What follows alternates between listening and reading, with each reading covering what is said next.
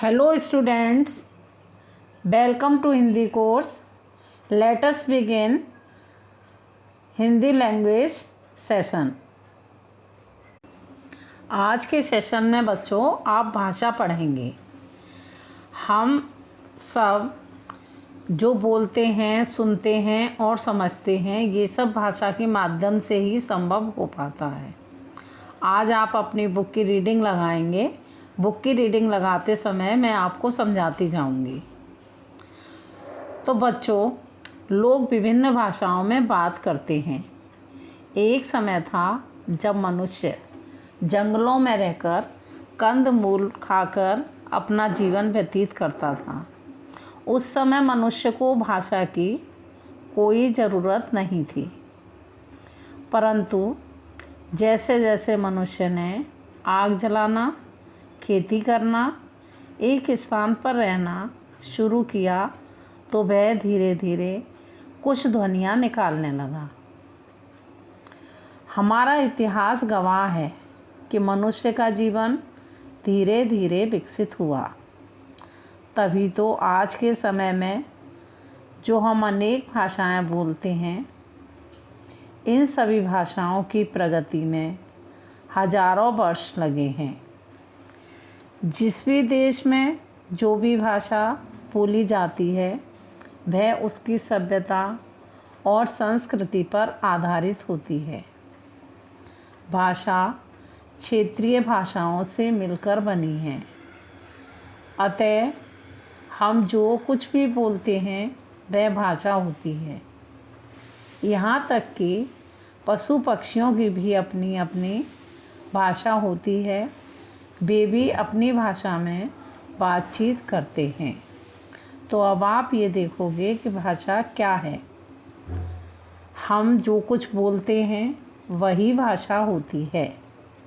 हम दूसरों के सामने अपने मन के विचारों को भाषा द्वारा ही प्रकट करते हैं। भाषा के बिना हम अपनी पूरी बात दूसरों के सामने प्रकट नहीं कर सकते हैं। अब आप भाषा की परिभाषा देखेंगे। भाषा एक ऐसा माध्यम है जिसके द्वारा हम अपने विचारों को दूसरों तक आसानी से पहुंचाते हैं। भाषा का प्रयोग करने की आवश्यकता क्यों पड़ी हमें? भाषा के माध्यम से ही हम अपनी सारी बातें करते हैं, इसलिए पढ़ी। आजकल हम भाषा का कई तरह से प्रयोग करते हैं। उदाहरण के लिए हम अपने विचारों को अधिकतर बोलकर या लिखकर प्रकट करते हैं।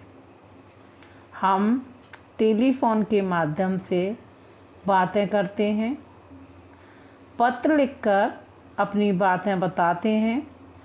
यहाँ भी हम भाषा का ही प्रयोग करते हैं। अतः इस प्रकार हम भाषा का कई प्रकार से प्रयोग करते हैं। अध्यापक ने बच्चों को मौखिक रूप से बताया कि हिंदी हमारी राष्ट्रीय भाषा है। बच्चों ने अध्यापक के शब्दों को सुना, समझा और अपनी कॉपी पर लिखा।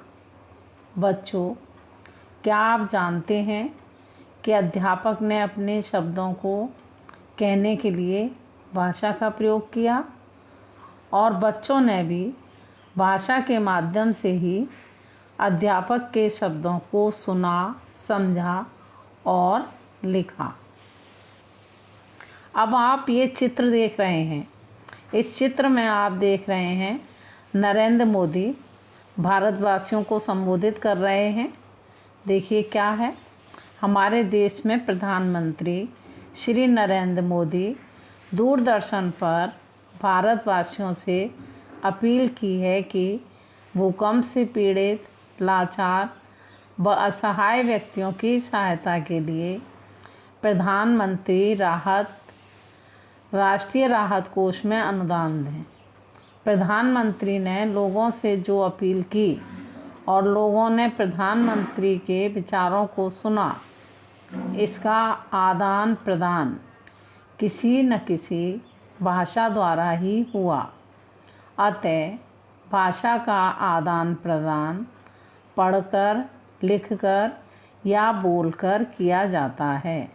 तो बच्चों, अब आपने समझा कि भाषा अपने विचारों को प्रकट करने तथा दूसरे के विचारों को सुनने और समझने के माध्यम को ही कहा जाता है।